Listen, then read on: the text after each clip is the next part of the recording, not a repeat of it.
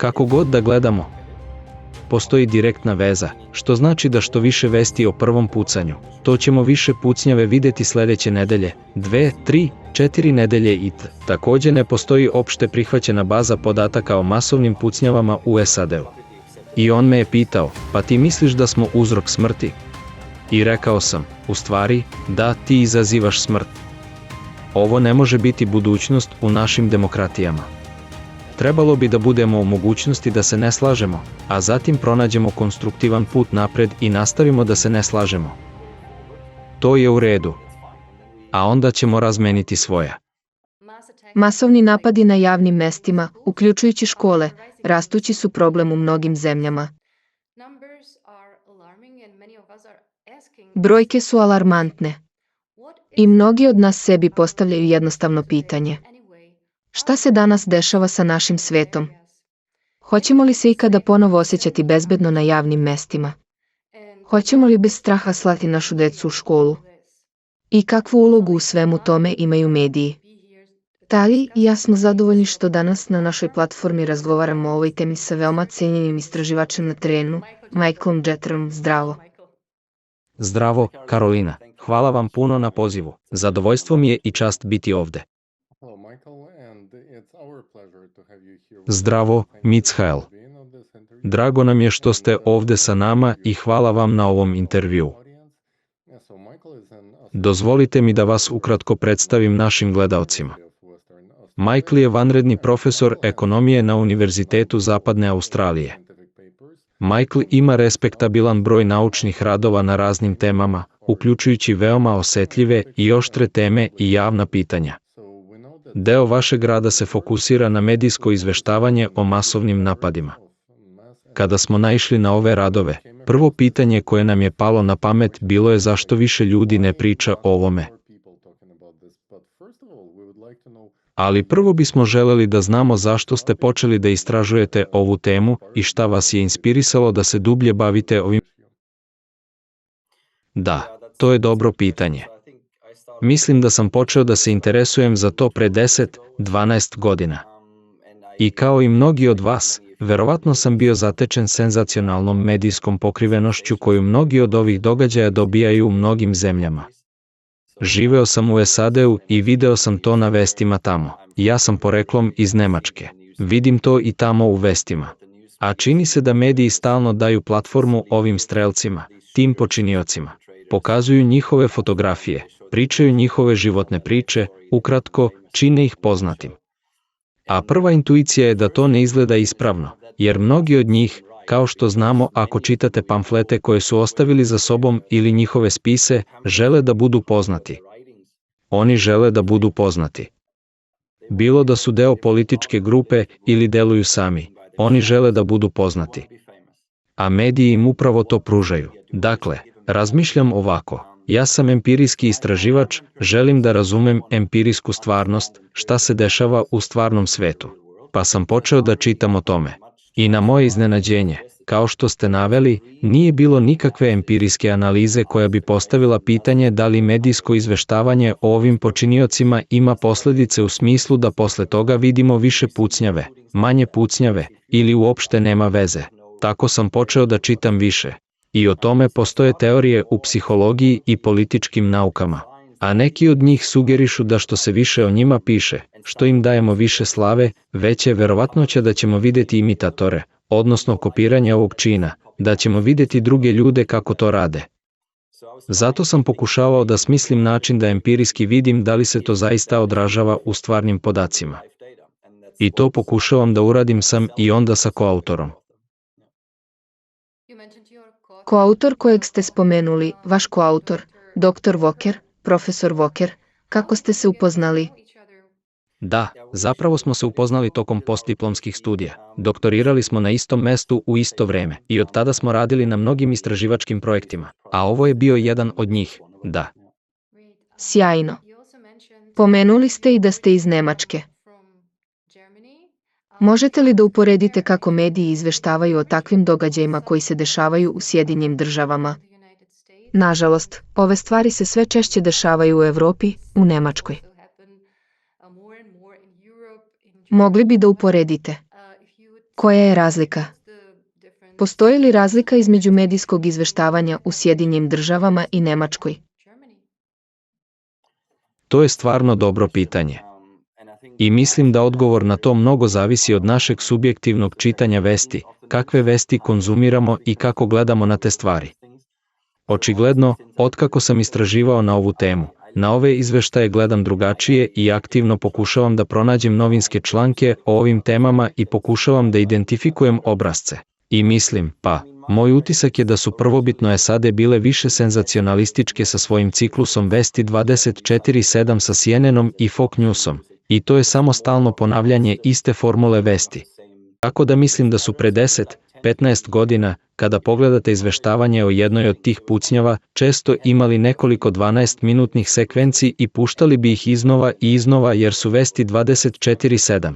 I mislim da mnoge evropske zemlje, kažem mnoge, ali one koje pažljivije pratim, poput Velike Britanije, Nemačke, Francuske, možda Španije, mislim da postaju sve više i više senzacionalističke. To je moj osjećaj o ovim događajima. Ali i one se dešavaju sve češće. Pa možda i to se dešava. Teško je reći. Ali sada, u pogledu nivoa senzacionalizma, ne mislim da postoji tolika razlika između zapadnih zemalja koju primećujem. U stvari, postoji tendencija za još više senzacionalizma nego što je bilo ranije, što smatram prilično uznemirujućim. Za naše gledaoce koji nisu videli vaš rad, možete li da nas upoznate sa vašim istraživanjem i nalazima? Koji je bio vaš najveći aha moment kada ste shvatili da ste zaista pronašli nešto vredno pažnje?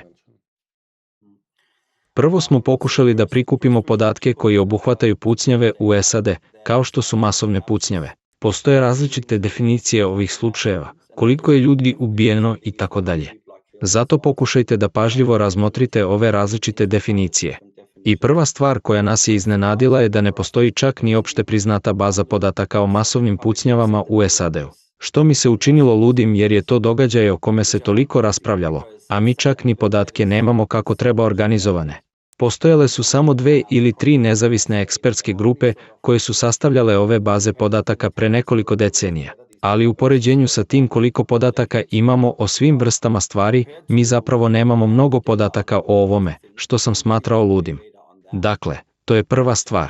Pokušavali smo da sastavimo sveobuhvatnu bazu podataka ovih pucnjava u Sjedinjenim Državama, a onda smo pogledali glavne novinske kuće, kao što su večernje televizijske vesti, New York Times, Washington Post i tako dalje. I pokušali smo da identifikujemo da li su i kako izveštavali o ovim pucnjavama. I tako smo pokušali pažljivo da sastavimo ove informacije i onda smo pokušali da shvatimo da li postoji obrazac u smislu da ako je bilo pucnjave, onda smo videli još pucnjave, a to ima veze sa količinom medijske pokrivenosti prve pucnjave.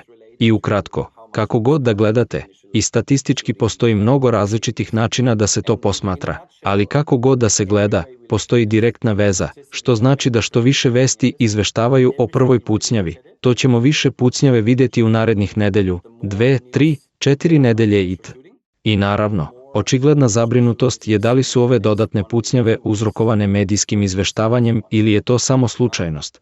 Mogli bi postojati i drugi faktori koji dovode do masovnih pucnjava, što naravno ima. Možemo razgovarati o pravima na oružje, možemo razgovarati o mlađoj generaciji i video igricama, možemo razgovarati o svim vrstama tema. I sve ove teme potencijalno mogu igrati ulogu.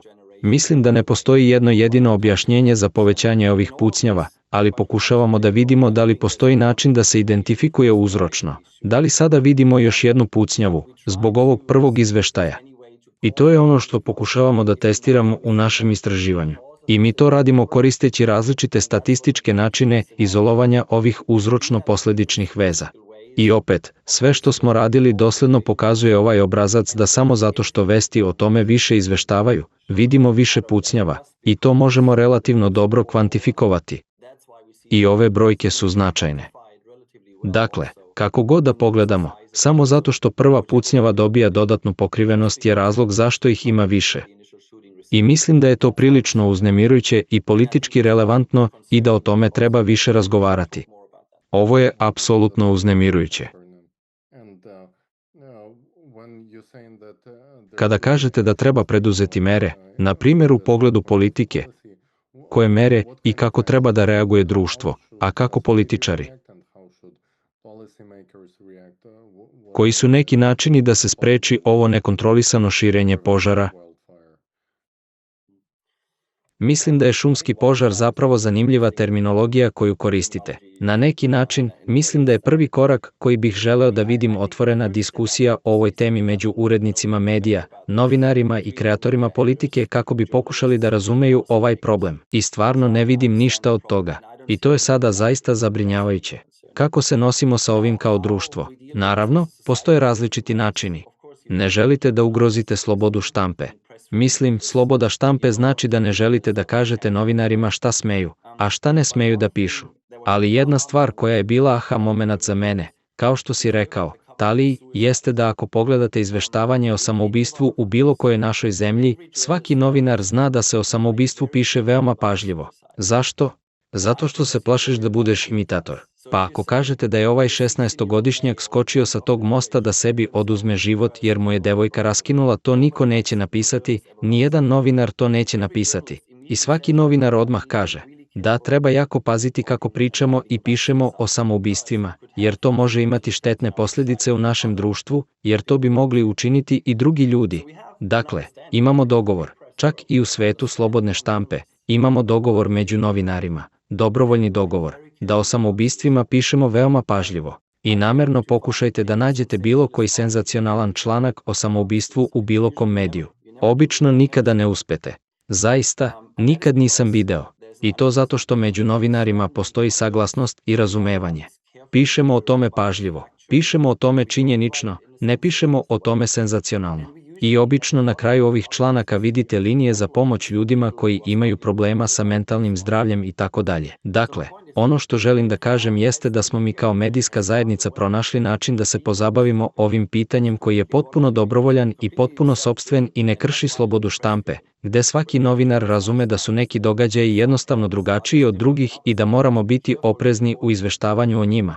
Dakle, ne kažem da ovo treba da primenjujemo jedan na jedan na pucnjave u javnosti, ali mislim da je to odlična polazna tačka da novinari shvate. Čekajte malo, trebalo bi da pišem o ovome drugačije nego o drugim događajima jer to može imati negativne posljedice u našem društvu.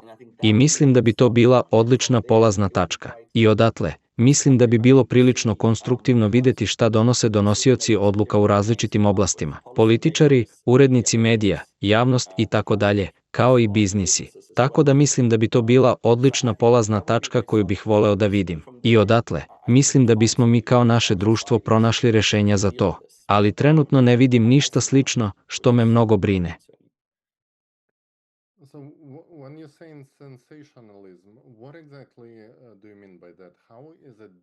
Kada kažete traženje senzacija, na šta tačno mislite? Koja je razlika? A šta vidite kao štetno u načinu na koji je predstavljen? Postoji li određena polazna tačka na kojoj ste otkrili da je sve dramatično eskaliralo? Pa, to su neka zaista zanimljiva pitanja. Polazna tačka na kojoj je eskalirala je, po mom mišljenju, teško odrediti. Mislim da smo videli više senzacionalističkih izveštavanja u mnogim oblastima i temama. Dakle, ne samo pucnjave, već i mnoge druge oblasti. I mislim da je to deo prirode načina na koji su mediji evoluirali u poslednjih 20 godina. Ali mislim da je tada bilo vrlo konkretnih diskusija, mislim da je pre 7-8 godina. Le Monde u Francuskoj zapravo javno rekao da više neće objavljivati fotografije pucača i da neće dati njihova imena. U psihologiji, jedna grana istraživanja sugeriše da ako pokažemo njihove fotografije i pomenemo njihova imena, dajemo im slavu koju žele, činimo ih poznatim. A onda je Monde rekao, u redu, preskočimo, jer to zaista nije u javnom interesu vesti, osim što je strelac još uvek negde u bekstvu. Kada hoćete da objavite fotografiju da ljudi prepoznaju strelca, ako je strelac uhapšen ili mrtav u ovoj fazi, nema informativne vrednosti u viđenju lica. Možda me zanima jer sam gledalac, pa želim da saznam više o priči. Ali čisto informativni sadržaj, čisto vesti, u ovoj fazi je minimalan. U to vreme su doneli ovu odluku i izazvala je pometnju. Većina informativnih kanala širom Evrope takođe je komentarisala ovo. Oni su to podržali, ali je većina njih najoštrije osudila, smatrajući to napadom na slobodu štampe. Ali postoje vrlo opipljivi načini na koje možete prvo razmisliti o tome šta bi moglo biti ograničeno. Dakle, na primjer, šta određuje šta je senzacionalistička vest, a šta informativna. Ako saznate za sestru ubice i kako je pre 5 godina rekla da je on zapravo fin momak, da li je to jako relevantno za priču koja se odvija?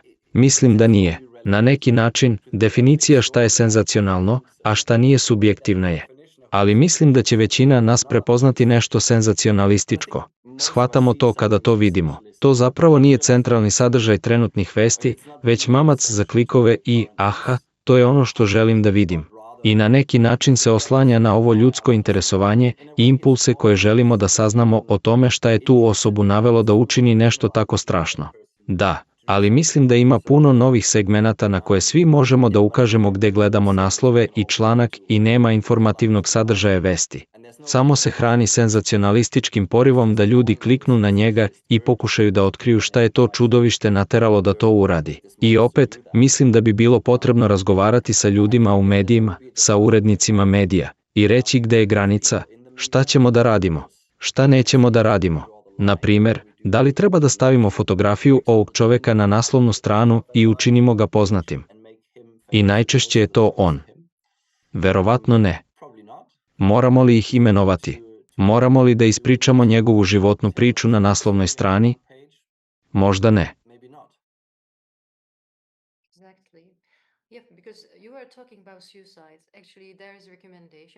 Da. Govorili ste o samoubistvu, a zapravo postoji preporuka Svetske zdravstvene organizacije koja je ažurirana 2023. godine i koja navodi sve ove preporuke. Budite veoma oprezni, ne pokazujte slike, ne pričajte previše o priči i tako dalje. I veoma sam zabrinut jer sam trenutno u Pragu i prošle godine je bila prva velika masovna pucnjava ovde, nažalost, pucnjava u školi. Zaista, deca, studenti, mladi ljudi, nastavnici, i znate, vesti, medijsko izveštavanje koje vidimo, sve o čemu sada pričate je pogrešno. Slika, priča, motiv. Šta mu je bila namera da to uradi?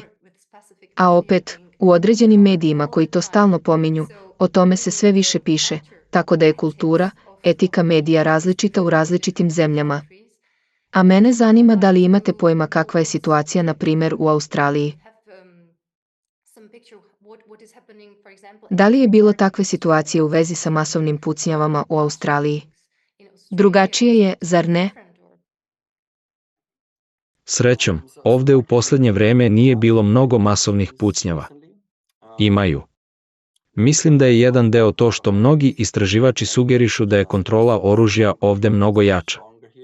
Ali nisam siguran koliko je to istina. To nije moj domen da raspravljam. Nedavno je ovde bilo napada nožem. Ali, mislim da je osnovni model inteligencije isti. Teži ka senzacionalizmu. Pokušava veoma privlačno da pokaže kakva je prošlost počinioca. I vidite, da li je imao veze sa islamskom grupom ili je imao veze sa ekstremno desničarskom grupom. I moglo bi se reći da većina novinara na neki način forsira svoju političku agendu.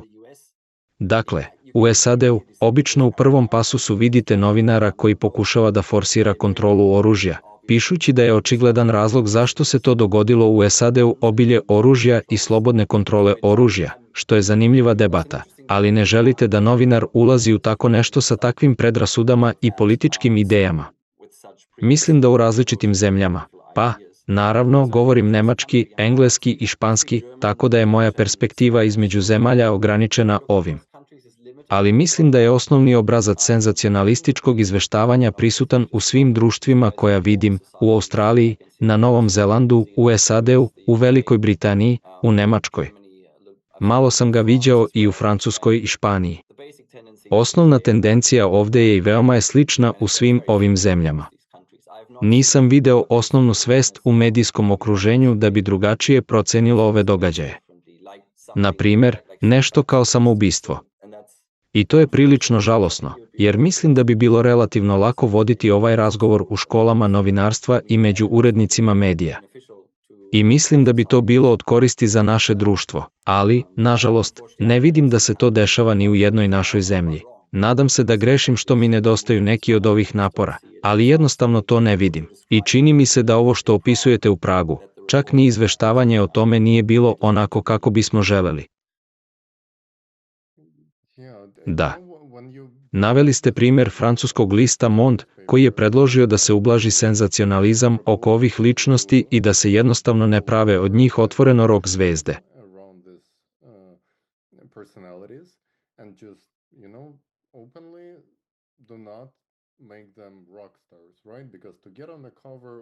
Da li je tako? Jer da biste se našli na naslovnoj strani časopisa Rolling Stone,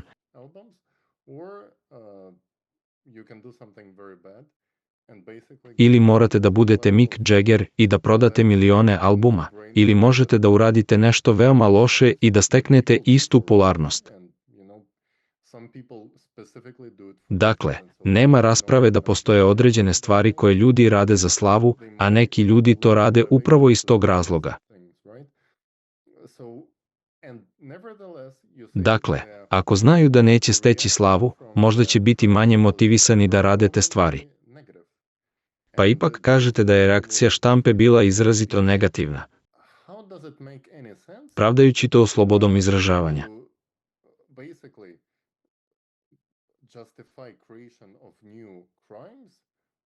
Kako ima smisla suštinski pravdati stvaranje novih zločina slobodom govora kada to direktno šteti društvu? Kako ovaj argument uopšte može proći u medijima? Kako to ne izaziva zgražanje javnosti i novinara koji imaju ikakvo dostojanstvo? To je stvarno dobro pitanje.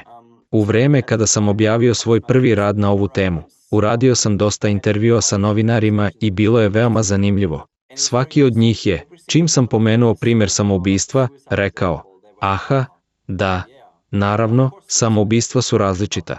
Dakle, naravno pucanja su drugačija i o njima treba razmišljati drugačije. Razlog zbog kojeg mislim da se o tome ne raspravlja je zato što ne mislim da postoji pritisak javnosti za to. I znate, mi smo ljudi, nastavljamo ono što smo radili ranije. Ako sam novinar i izveštavam na određeni način posljednjih 10 godina i samo zato što neki istraživač kaže da bi to moglo biti pogrešno, neću se promeniti na taj način, pogotovo ako novinari oko mene i dalje rade istu stvar.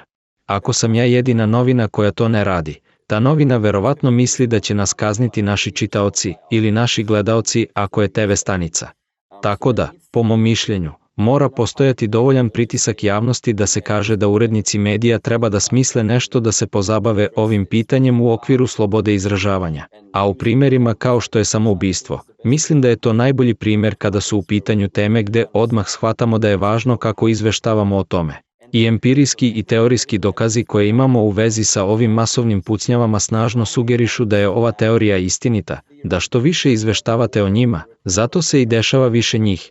Neki ljudi, posebno novinari, kažu: vi statističari možete da manipulišete brojevima, ali pogledajte neke od tih strelaca i šta su ostavili za sobom u pogledu ličnih pisanih zapisa. Neki od njih izričito kažu što više ljudi ubijem, to ću dobiti više pažnje. Oni to izričito kažu i onda izađu napolje, u školu ili tržni centar i ubiju mnogo ljudi. I oni su to rekli. To je ono što oni žele. Želim da budem poznat. Želim da dobijem priznanje koje ne dobijam u stvarnom životu. A možda me maltretiraju u školi ili se nešto drugo dešava, ili imam problema sa mentalnim zdravljem, ili imam problema u svojoj porodici. Želim da budem poznat, pa ću postati poznat. Dakle, samo ovo ako niste verovali nijednoj statistici, samo ovo bi trebalo da vas natera da zastanete i razmislite, sačekajte malo, trebalo bi da uradimo nešto po tom pitanju. Ali da bih odgovorio na vaše pitanje, mislim da je potreban pritisak javnosti na novinske stanice da se izjasne o načinima na koji izveštavaju vesti, a onda će se o tome govoriti. Mislim da ako to nemamo, neće biti motivacije da cela ta kohorta novinara promeni način izveštavanja proteklih godina i decenija.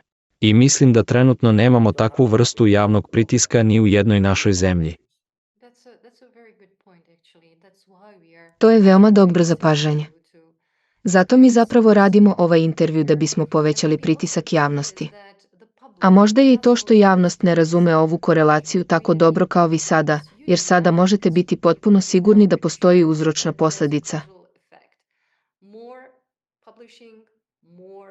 Sa više publikacija stvaramo više napadača. Ovo je sada jasno i potkrepljeno dokazima. Da, Dodajmo primjer koji ste pomenuli, da su sami napadači tvrdili da želim da budem poznat. Koji još dokazi trebaju medijima? Mi kao javnost treba da znamo više o ovoj vezi.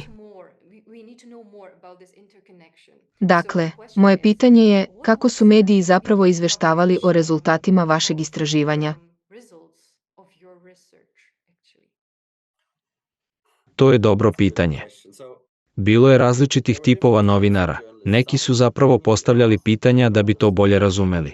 I osjećao sam se kao da je u nekim slučajevima to bio prilično konstruktivan razgovor gde su rekli: o, da, o tome treba razmišljati. Da li su to uradili u narednih 3, 6, 12 meseci, ne znam. Ali drugi su bili veoma otporni. Kao, znate, u smislu, o, da, možete pokazati šta god želite sa svojom statistikom i sve te stvari. Mislim, sećam se jednog novinara koji je bio veoma iznenađen i pitao me: pa vi mislite da mi izazivamo smrti? I rekao sam: u stvari, da, ti izazivaš smrt. I onda odmah: ali sloboda govora, a sada krivite mene, a ne pucača. Naravno da je krivac pucač. Ne treba da raspravljamo o tome. Ali ti imaš moć. Novinar ima moć. Ako dobijem platformu za pisanje u New York Timesu, imam moć.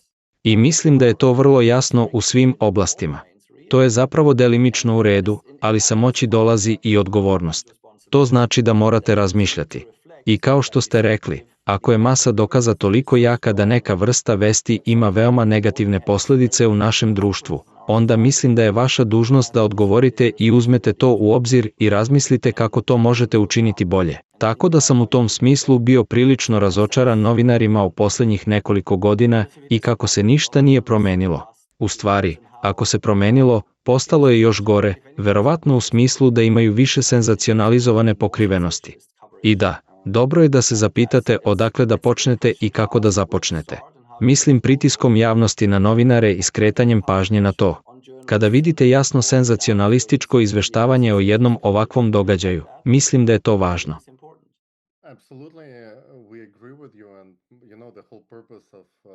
U potpunosti se slažemo sa vama, a poenta celog našeg razgovora je da pokušamo da skrenemo pažnju ljudima na odgovornost konzumiranja i deljenja informacija, jer je to zarad senzacije i sticanja slave. Strelci žele slavu, a slavu žele i novinari koji ih koriste za stvaranje senzacionalne priče.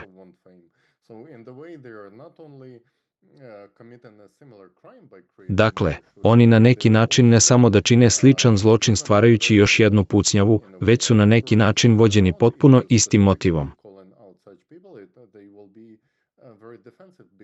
I razumljivo, kada ih izazovete, kada konkretno izazovete takve ljude, oni će se snažno braniti jer znaju da provociranjem nasilja u društvu čine društveno opasnu i nasilnu stvar. Ali, s druge strane, ima i pristojnih novinara koji ne prate propagandu, koji nemaju nikakvu agendu, kao što ste rekli na početku, da neki novinari koriste ovu temu da promovišu određenu političku agendu, da zabrane drugi amandman, da zabrane pravo na oružje. Ali ako pogledamo zemlje sa najstrožim zakonima o oružju, izvinite, ali bili smo svedoci, na primjer, napada na Shinzo Abea u Japanu, koji ima najstrože zakone o oružju. Videli smo pucnjavu u školama i napade nožem u zemljama centralne i zapadne Evrope gde je teško doći do oružja. I onda u zemljama poput Holandije. Razgovarao sam sa jednom osobom i on se hvalio: ja sam iz Holandije, u našoj zemlji nikada nije bilo pucnjave. Samo napadi nožem u holandskim školama. I nije li to potpuno ista stvar? Koja je razlika? U suštini isti napadi, broj poginulih je također izuzetno visok. Video sam to u istočnoj Evropi, čitav pokret, kada su na društvenim mrežama početkom 2000-ih počeli da se pojavljuju klubovi obožavalaca, ne Backstreet Boysa i Britney Spears, već pokreta Columbine. Za mene je to bilo šokantno. Kako je moguće tako nečem se diviti, hvaliti, a onda sam saznao da se pišu knjige o ta dva dečaka iz Columbina. Tamo je sve detaljno opisano, do hrane koju su jeli tog jutra. Postoje cosplay kostimi za noć veštica, postoje tematske žurke, i izvinite, ali šta mi stvaramo? Ali hteo sam da vas pitam dok ste prolazili kroz članak, jer ste rekli da svi ljudi generalno mogu da razlikuju senzacionalističko i informativno novinarstvo. I dok prolazite kroz te članke, da li ste uspeli da shvatite, ili možda čak i istražite, koji procenat vesti je bio zvučni, informativni, a koji procenat zapravo senzacionalan? Da li ste to pogledali i sa ove strane?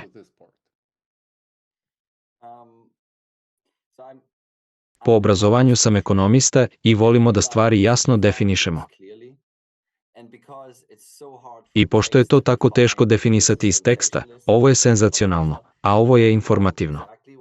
Nismo uradili baš ono što tražite, ali ja sam prošao kroz stotine, verovatno hiljade ovih članaka, i ako me pitate da unesem procenat, rekao bih da je 80% njih senzacionalistički. To je gruba procena koju sam dao. Većina njih je.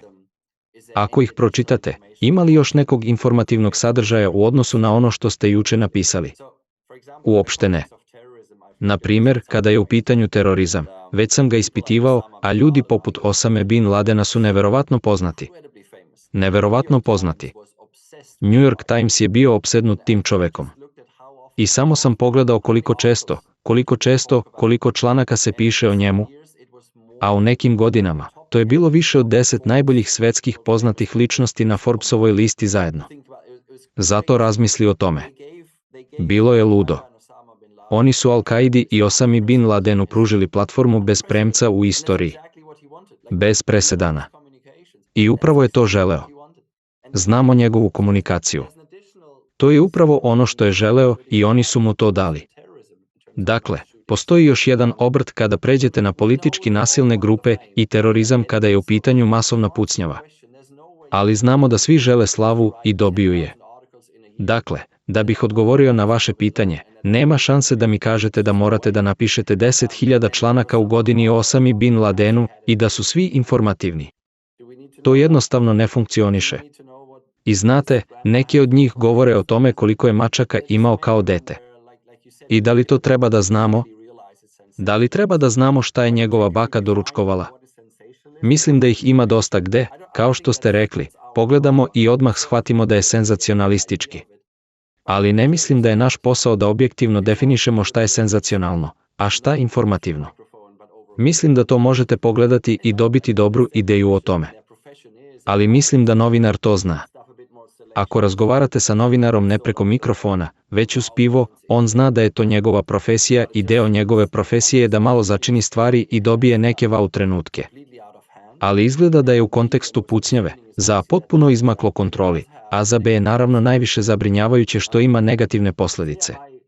Izvesno se divim novinarima, jer većina medija postepeno propada jer vidim da u ovom ciklusu uvek iznova prave iste greške. Dakle, pre nekoliko meseci, mislim da je to bio prilično tužan primjer.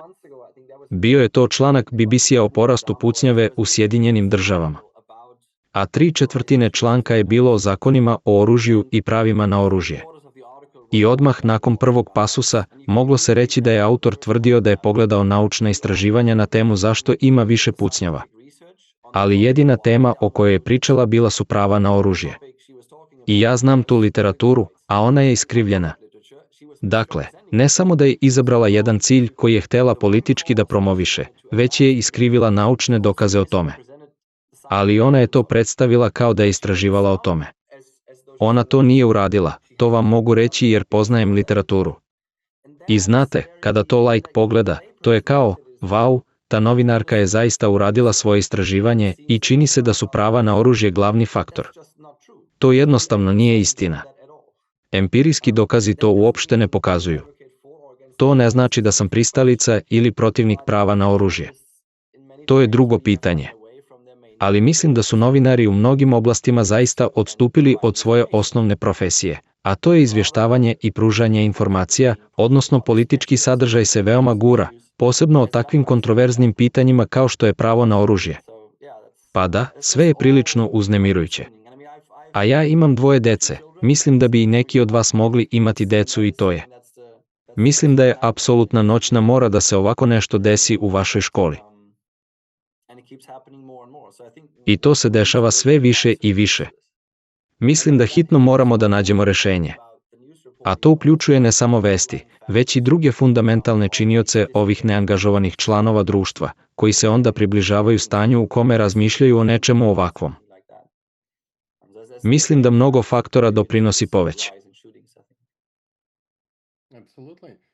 Basically, after each event, the whole society, after being bombarded with such magnifying glass of, looking into this event, Svakako. just shares U suštini, nakon svakog takvog događaja, kada je čitavo društvo bombardovano informacijama koje sve detaljno opisuju, postoji zajednički osjećaj užasa u društvu. torturing and killing people, so-called criminals on the Central Plaza were a huge Jedno od najboljih poređenja je srednjovekovni francuski način mučenja i ubijanja ljudi, takozvanih zločinaca. Ogromna gomila ljudi okupila se na glavnom trgu i svi su gledali kako se odvaja glava od tela čoveka koji je najverovatnije bio nevin. Ovo je vreme terora u Francuskoj, a cilj terora, čina egzekucije, nije bio kažnjavanje čoveka, već ulivanje straha u društvo. A društvo je moralo da se plaši vlasti.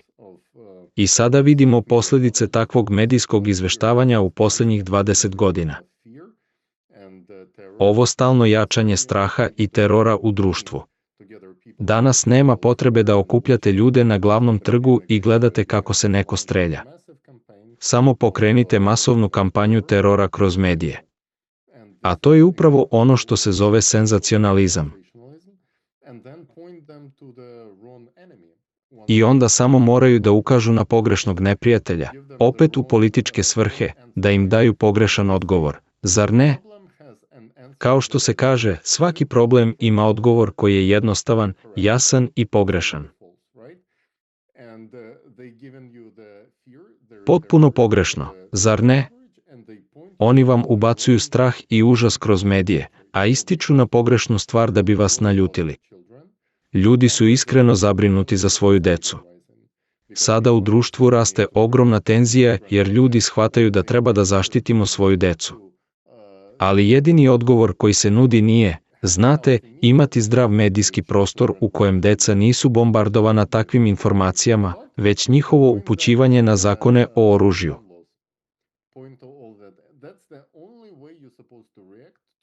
To je jedini način na koji bi trebalo da odgovorite na svaku od ovih stvari. A ako ovako ne reagujete, optužit će vas da ste suštinski za to da se ovakvi događaji nastave, što stvara ogromnu napetost u društvu. Ako bih zamislio da želim da uništim društvo iznutra i da nateram ljude da mrze jedni druge, zar to ne bi bilo savršeno sredstvo za korišćenje? Vidite ovaj negativan uticaj na društvo i podele i sukobe u društvu zbog upotrebe ovakvih članaka. Da, o ovom pitanju bi se moglo dugo raspravljati. Mislim da je jedno od zapažanja da su mnoge od ovih tema postale toliko politizovane da morate da odgovorite sa emocijama. Dakle, ako ne podržavam kontrolu oružja, onda ne želim da štitim decu. Odmah počinje da postaje emocionalno. Dok treba da vodimo racionalnu diskusiju o tome da ovde postoji problem, sve veći broj pucnjava i napada nožem i svih ovih javnih ispoljavanja nasilja. Kako možemo da preduzmemo mere protiv toga? U redu, šta kažu naučni dokazi? Postoje 3, 4, 5 mogućih uzroka. To bi mogla biti njihova kombinacija. Neki mogu biti fundamentalniji od drugih. Moglo bi biti nešto drugo što još ne znamo. Ali mislim da nemamo naučnu platformu za razgovor o tome, konstruktivnu, racionalnu platformu koja pokušava da spoji ideje. Mogla bi biti prava na oružje. Ne znam. Možda prava na oružje igraju ulogu. Empirijski dokazi za ovo nisu tako jaki, ali to ne znači da nije faktor.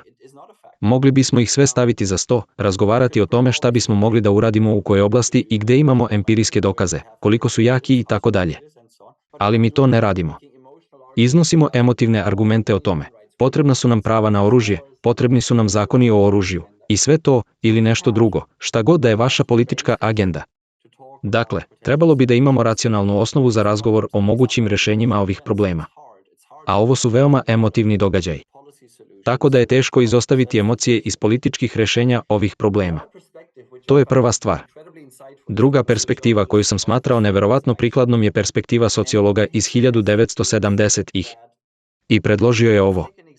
Uzmimo primer, kada ste bili tinejdžer, da li ste ikada zaboli parče žvake ispod stola, ispod klupe u školi? Možda jesi. Zašto si to uradio? Pa, zato što su i druga deca to uradila. Kada sam bio u srednjoj školi, verovatno je 50% dece to uradilo u nekom trenutku. Pa zašto to ne uradimo sada?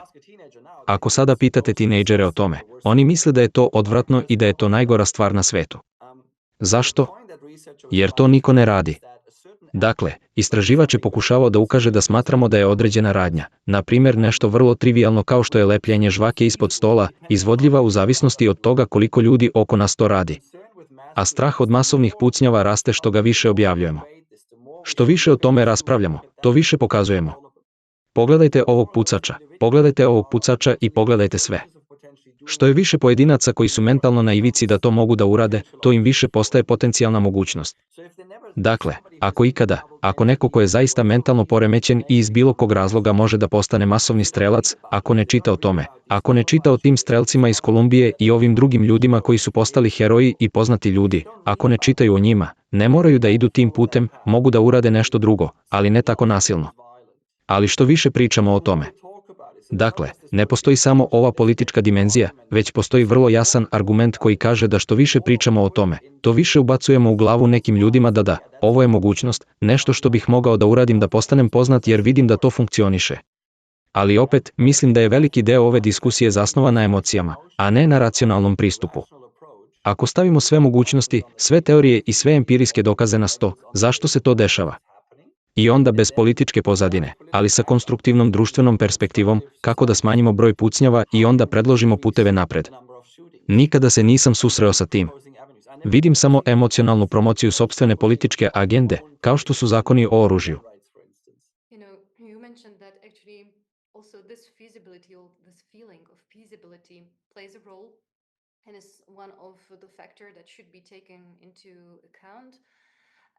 There's also one option of just thinking about that. If there was no such sensationalism, media coverage about Znate, pomenuli ste da ova izvodljivost ili osjećaj izvodljivosti takođe igra ulogu i to je jedan od faktora koji treba uzeti u obzir. Postoji i druga mogućnost da nije bilo takvog senzacionalizma, medijskog izveštavanja o Kolumbineu i svega,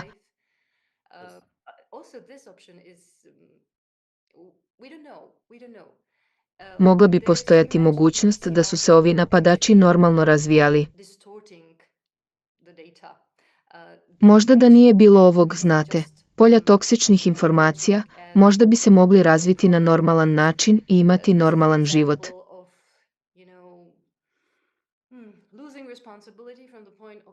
Ovo je takođe opcija. Ne znamo.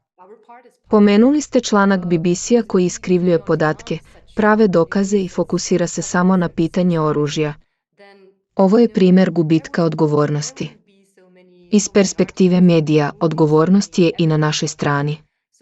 Naša čast je javnost, jer da ne želimo takve vesti, takve senzacije, ne bi bilo toliko članaka, toliko filmova, toliko svega o tome. Tako da je i naša uloga ovde veoma važna. A kada govorimo o slobodi govora, ne želimo ni na koji način da je ugrozimo. S druge strane, mi živimo u demokratskim zemljama i imamo pravo na bezbednost. To je naše pravo.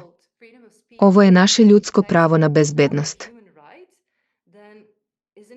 Dakle, ako takozvana sloboda govora napada drugo ljudsko pravo, zar demokratija zapravo ne propada na ovaj način? I zar to ne bi trebalo da se pozabavimo i na pravnom nivou, na nivou suda? Izvještavanje o činjenicama je sasvim u redu, ali senzacionalizam koji predstavlja opasnost po naše živote, našu djecu, nikako nije prihvatljiv. Ne znam. To je za diskusiju. Da, to je jači argument, jača mera da se sa tim izbori, da se donesu zakoni protiv toga. A to je teško jer je, pre svega, kao što smo već rekli, zaista teško reći šta je senzacionalno, a šta nije. A linija je često tečna između ovih stvari. Ali mislim da bi bilo mnogo lakše kada bi se urednici medija i novinari okupili i razmišljali o osetljivim temama kao što je samoubistvo, ali uključili i pucnjave i bolje razmislili o njima i naučili i dogovorili se oko nekih smernica, baš kao što rade kada izveštavaju o samoubistvima. I razmislite o tome da se tako nešto razvija u odnosu na pucnjave, što bi bio veliki korak napred. Mislim da nam nisu potrebna pravila i zakoni koji zabranjuju senzacionalističko izveštavanje u ovim razmerama. Možda grešim, možda sam previše naivan. Ali mislim da bi se ova oblast mogla sama regulisati. Ali za to je potreban pritisak javnosti i neko treba da ukaže da je ovaj članak BBC-a senzacionalistički i da reporter ima čisto senzacionalističke motive. I nema informativnog sadržaja o pucnjavi. Dakle, on ili ona treba da budu odgovorni na neki način. I jednostavno ne vidim ovu diskusiju. Ali, naravno, novinari ne vole da pišu kritike o sebi. Mislim, razumem to, zbog čega novinar BBC-a nije ni pomenuo da bi medijsko izveštavanje o pucnjavi moglo da bude uzrok još pucnjave. Ona to uopšte nije pomenula u celom članku, što me je takođe veoma zabrinulo jer je tvrdila da je sumirala šta je izazvalo pucnjavu i koje su naučne teorije postojale. Navela je samo jednu, pa čak i to što je netačno navela, iskrivila je. Dakle, da, mislim da je jedini način pritisak javnosti na novinare. I ne treba da se piše takav članak i onda treba da se izvlače neke posljedice sa strane ljudi. Možda bojkotovati medije, ne znam, ali mislim da ako može da se okupi grupa koja na neki način mobiliše javnu akciju, mislim da je to najbolji način da se izvrši neki pritisak na novinare da razmišljaju, jer mislim da im to ne bi bilo previše teško. Ali trenutno, koliko ja znam, među novinarima nema političke volje da se to uradi. Definitivno, videli smo ovo kod osetljivih tema. Kada ljudi počnu da pričaju o određenim vrućim temama na društvenim mrežama, to stvara ogromnu društvenu potražnju za određenim stvarima, a mediji tada moraju da odgovore, inače će ljudi otkazati pretplatu i to je to. A to je najbolji demokratski, kapitalistički način da se utiče na stvari. Dođete zajedno, glasate svojim dolarima, funtama ili evrima u kojoj valuti postoji.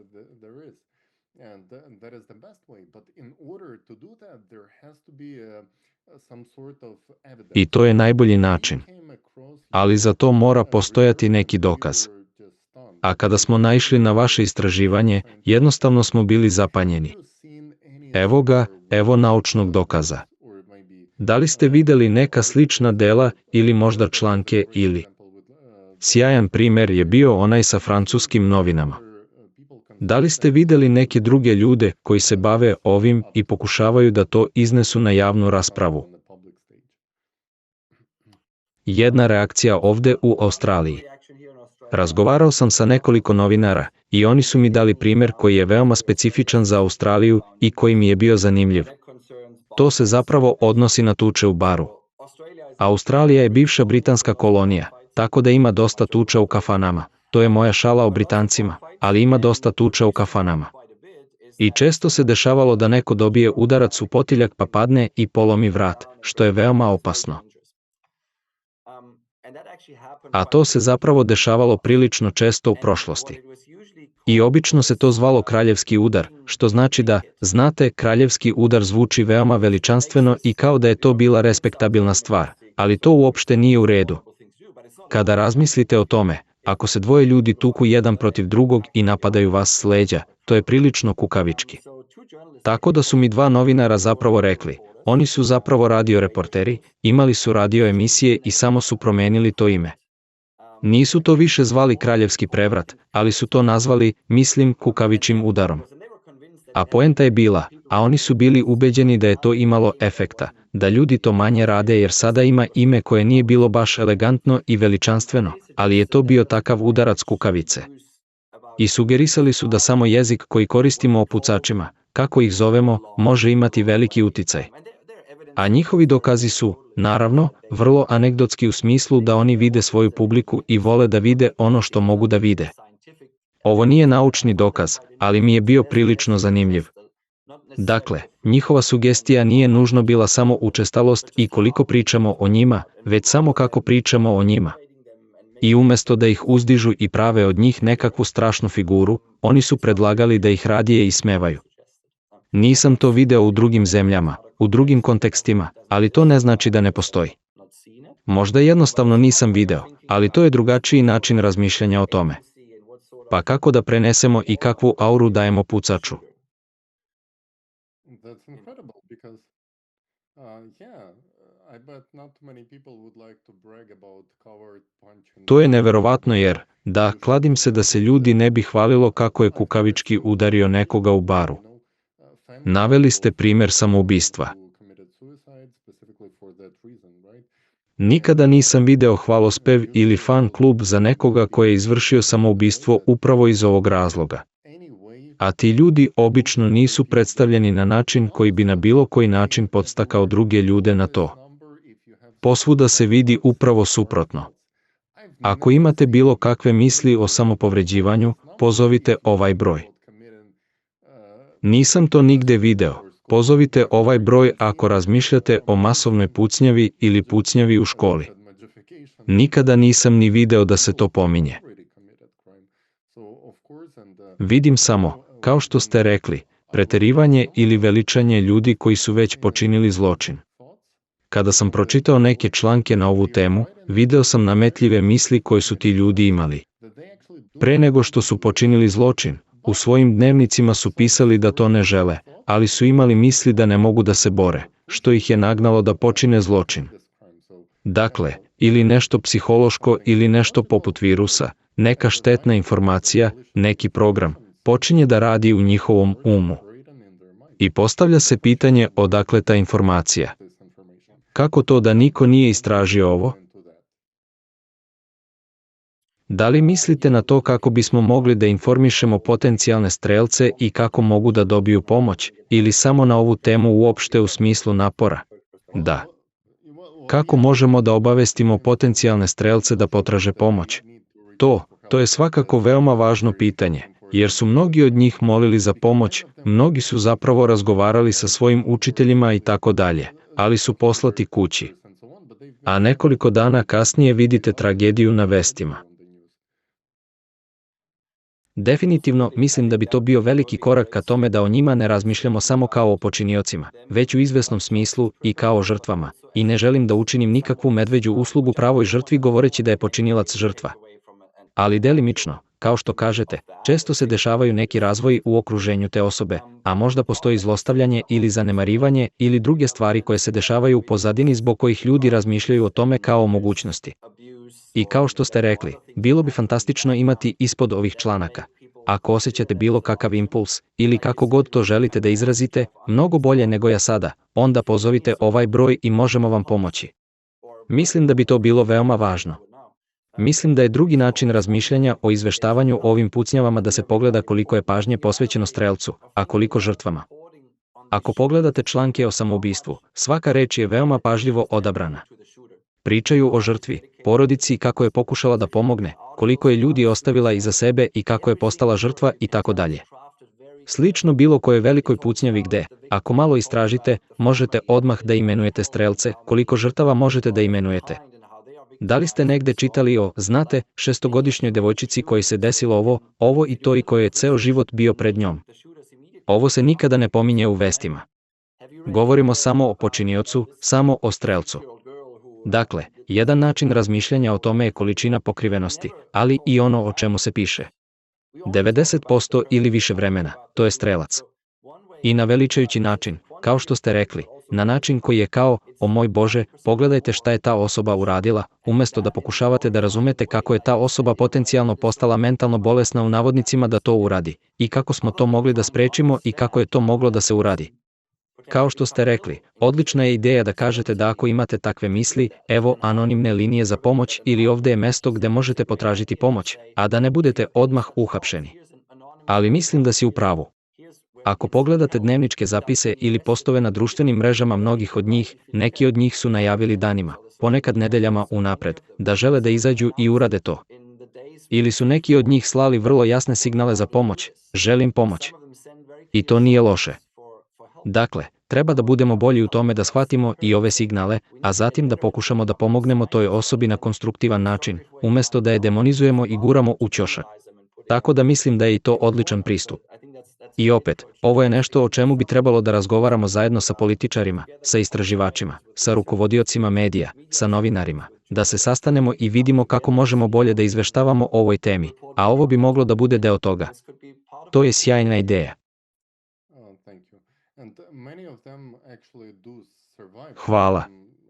I mnogi od njih zapravo preživljavaju. Naravno, neki od njih izvrše samoubistvo, neki su upucani, ali mnogi od njih prežive. Da li mislite da je za preživele bilo velika korist za psihijatre da rade sa njima i da saznaju kada su tačno počeli da imaju ove nametljive misli? Mislim da je to odlična ideja. Veoma je racionalan pristup pokušati da što bolje razumemo šta se dešava i gde bismo potencijalno mogli da intervenišemo i pomognemo ovim pojedincima. I mislim da se ne bi radilo samo o pokušaju da se otkrije kakve vesti konzumiraju. Ali postoji i validna teorija da neke kompjuterske igrice mogu nekoga učiniti sklonijim takvim radnjama. Ne mogu to da komentarišem. Ne znam. Ali možete staviti sve hipoteze na sto, uključujući pravo na oružje. Opet, ja sam agnostik. Ne znam da li prava na oružje imaju takav uticaj na masovna pucanja. Imam neku ideju o tome. Ali ja sam istraživač, ja sam empirijski istraživač. Voleo bih da vidim dokaze i voleo bih da se politika pravi u skladu sa tim. Tako da možete testirati sve vrste teorija sa tačno onim što ste predložili. I mislim da je to nešto što je jedan od razloga zašto sam počeo da se bavim empirijskim istraživanjem u ovoj oblasti, jer sam bio šokiran kada sam video koliko je malo, ako ništa drugo, bilo empirijski u smislu pokušaja da se odu i testiraju ove teorije. I to je tako velika tema u našim društvima, i to je sve veća i veća tema. Dakle, trebalo bi da se uradi mnogo više istraživanja na ovu temu, a ja nisam video toliko. A deo toga bi mogli biti intervjui sa onim strelcima koji su preživeli i koji pokušavaju da istinski razumeju svoju psihu. A gde je bila prekretnica? I možemo nekako da identifikujemo tu tačku u drugima, potencijalno u objavama na društvenim medijima, u bilo čemu drugom, u zapisima u dnevniku, u načinu na koji komuniciraju sa svojim nastavnicima i porodicom i tako dalje, a onda možda dobijemo sistem ranog upozorenja. Ali ako se to radi u nekoj od naših zemalja, nisam čitao o tome i možda nisam dovoljno informisan, ali mislim da to treba da uradimo. Da, potpuno se slažem sa tobom. I samo jedna napomena, ljudi koji mogu da potkrepe svoju poziciju podacima obično koriste empirijske podatke.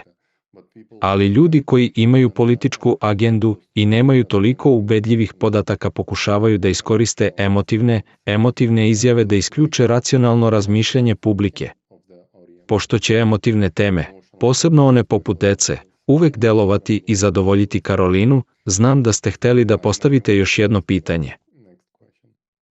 I just wanted to comment on this, maybe one of our last question regarding all this, we have studied this topic, as we have dived a little into it, finding the research. We have noticed that actually also the sensationalism that is used in describing these mass shootings, these school shootings. Samo sam htjela to da prokomentarišem. Možda jedno od naših posljednjih pitanja o svemu ovome.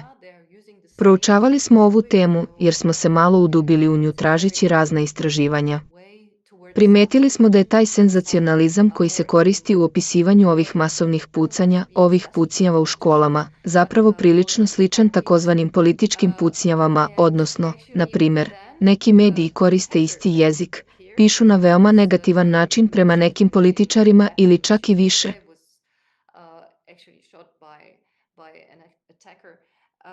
Ne mora to biti konkretan političar, već i politička partija. A onda napadača koji se pojavljuje, na primjer, kao što je Tali spomenuo, u Japanu, Shinzo Abe je upucao napadač ima prilično sličan razvoj.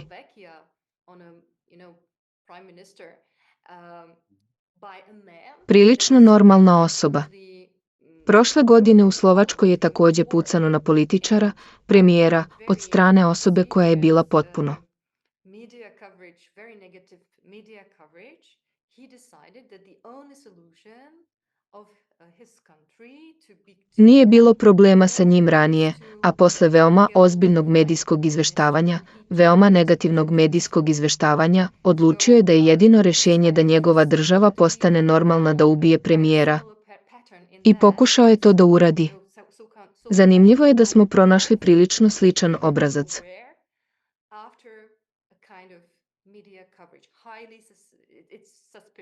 Takozvani vuk samotnjak koji se pojavljuje niotkuda nakon nekakvog medijskog izveštavanja. Sumnjivo je da je to posljedica medijskog izveštavanja.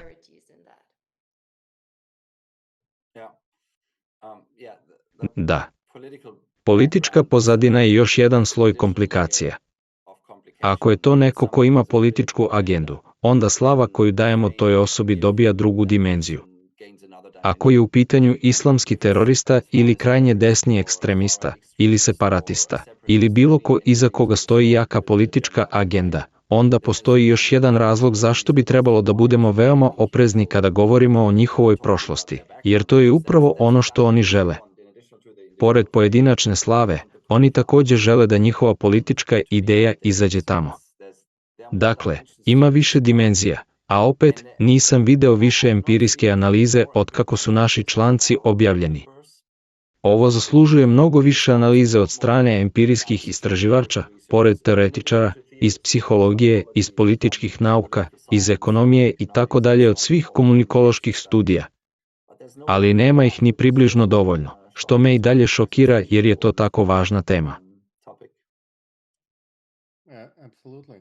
And to the point that Carolina was making, when I was looking in the statistics generally when it comes to political violence is skyrocketing. Definitivno, kada sam pogledao statistiku koju je dala Karolina, kada je reč o političkom nasilju, ono naglo raste u SAD-u i Evropi, a posebno u demokratskim državama, u poslednjih 15-20 godina. A u početku su krivi bili mediji. Izgleda da je kriva bila krajnja desnica, takozvana krajnja desnica. Za sve su bili krivi. Ali onda su podaci, kao što ste rekli, empirijski podaci pokazali druge stvari, da su krajnja desnica, uključujući AfD u Nemačkoj, i sama napadnuta. Sami su napadnuti mnogo većim intenzitetom nego ikada ranije, bilo od krajnje levice ili tako dalje.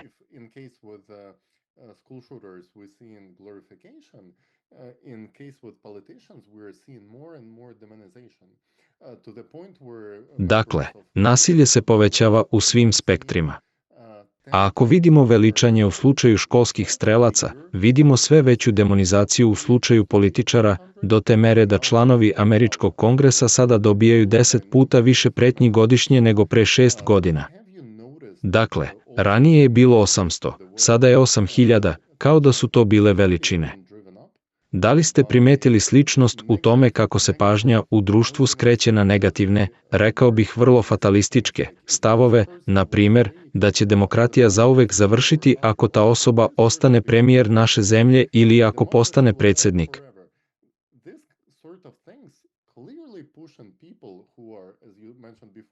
Ovakve stvari jasno vrše pritisak na ljude koji su, kao što ste spomenuli, na ivici da urade nešto pogrešno, da suštinski opravdaju da rade tu pogrešnu stvar.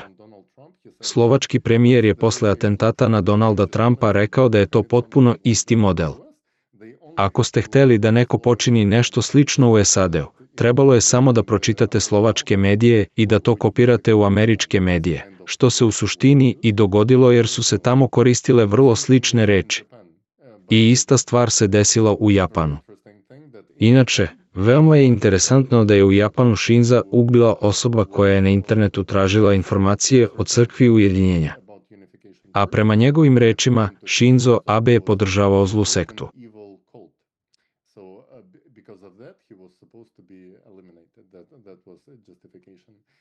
Zato ga je trebalo ukloniti. To je bio izgovor. U Slovačkoj je to bila demonizacija premijera Fica iz istog razloga što on očigledno pripada neprijateljima svake demokratije i nekom političkom kultu. I onda pogledamo SAD i vidimo kult MAGA, kult Donalda Trumpa, i u suštini se slave knjige, na CNN-u, na BBC-u, svi pozivaju ove antikultne aktiviste i u suštini govore da je nauka završena, da je to samo kult. Amerika mora biti deprogramirana. Čak su i visoki političari govorili takve stvari. Ako ovo nije opravdanje za nasilje nad čovekom, ne znam šta jeste. Zašto mislite da je izveštavanje o takvim događajima, bilo da se radi o masovnim pucljavama, zločinima ili nasilju nad političarima, toliko zanemareno? Da sam znao odgovor na ovo pitanje, bio bih slavan i bogat. I mislim da si u pravu. Generalno, nivo emocionalnosti i polarizacije i političke debate je značajno porastao.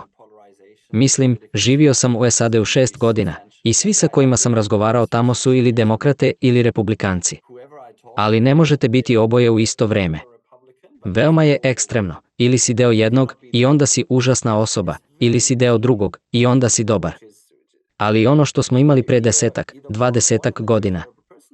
Imamo ovu veliku platformu na kojoj se slažemo da vodimo debate.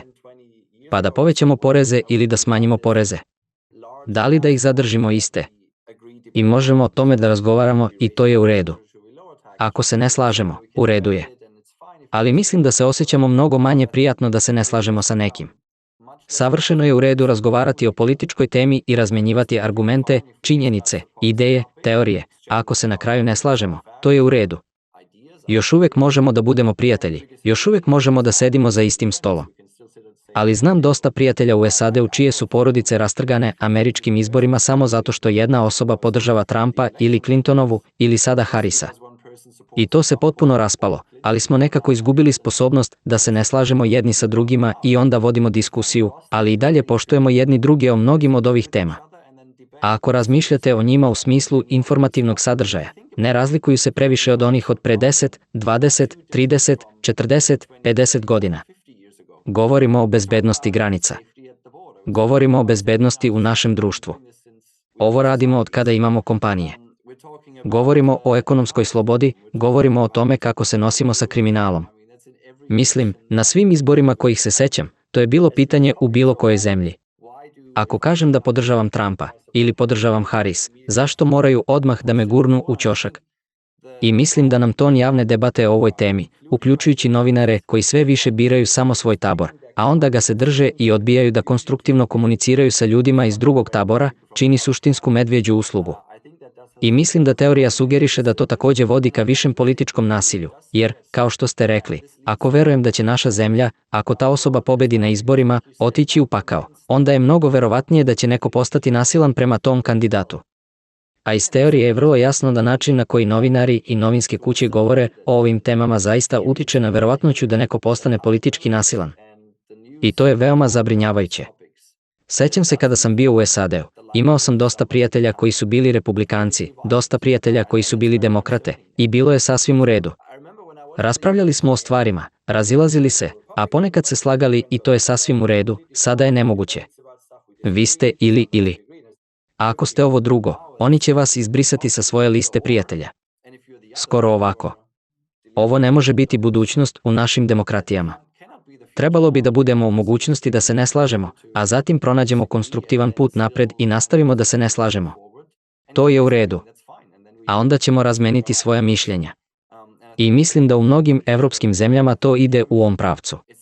Mislim da je u Nemačkoj tako sa AFT-om, a u mnogim drugim zemljama tako je sa nekim partijama i grupama koje su jednostavno gurnute u ćošak.